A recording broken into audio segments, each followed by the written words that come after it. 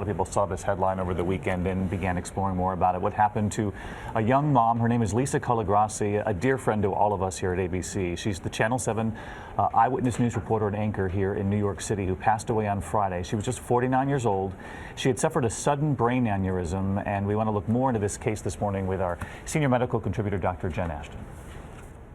For WABC's Lisa Colagrossi, no story was too tough to tackle. How dangerous these downed trees can be. There certainly is more information coming out about the moments leading up to that crash. Over 14 years, Colagrossi was a fixture on New York television. In Weehawken, Lisa Colagrossi. In Lower Manhattan, Lisa Colagrossi, Channel 7 Eyewitness News. And reporting on stories with passion and integrity. But on Thursday, while on her way back to the station after a live shot, the 49-year-old suddenly collapsed, suffering a fatal rupture of a brain aneurysm. Colagrossi is one of the estimated 30,000 people in the United States who have ruptured brain aneurysms every year.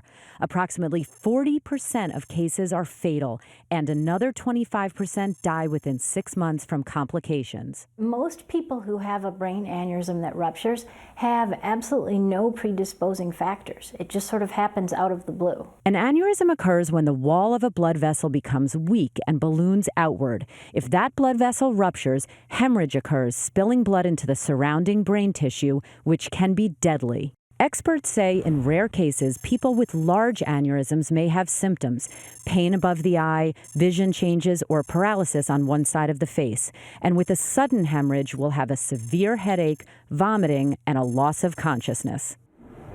And ABC News senior medical contributor Dr. Jennifer Ashton is with us now. And we should just mention everyone at home that ABC and WABC were connected uptown here, and so we would see Lisa in the dining hall, the cafeteria, and she was an incredible reporter, incredible mom. And what was stunning to us is that she's just 49 years old. And so are there any warning signs? It seems so sudden. That's the question that I'm getting, David, from so many people. You know, the good news is that most aneurysms in the brain don't rupture, and even fewer actually give us symptoms. We heard about some of those symptoms in the piece, but the other question I've been getting a lot of is, well, why don't we detect this? And the reason for that is that in order to screen for an aneurysm in the brain, and by the way, they can occur in any blood vessel pretty much in the body, we need to go through an MRI or a special CAT scan that involves injecting dye into the brain. These tests are expensive, and these are relatively uncommon. Are some people at higher risk than others for developing aneurysms? They are, and there's a long list of risk factors. It starts with age, because we know that cerebral aneurysms, or those in the brain, do increase with age, and that can start even as young as age 30.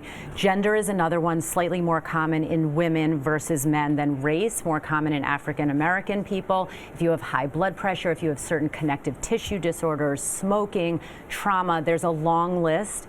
But again, it's relatively uncommon for them to rupture. You talk about high blood pressure and smoking. Are there things you can do to sort of reduce your risks, even if it is sort of what random? We say, David, is control the things that you can control in medicine. You can't pick who your parents are. You can't pick if you have a genetic predisposition, but if you smoke, you can stop. If you have high blood pressure, you can control that. There's no magic bullet when you talk about reducing those risk factors. As a doctor, what do you think when you hear cases like this one? Well, first, she was a colleague to all of us, so it was tough for us in the ABC family, but my first reaction was actually as a mom, because she has two young boys, close in age to my children, and this story hit home for me, you guys, because I lost my stepmother to a ruptured brain aneurysm in 2004.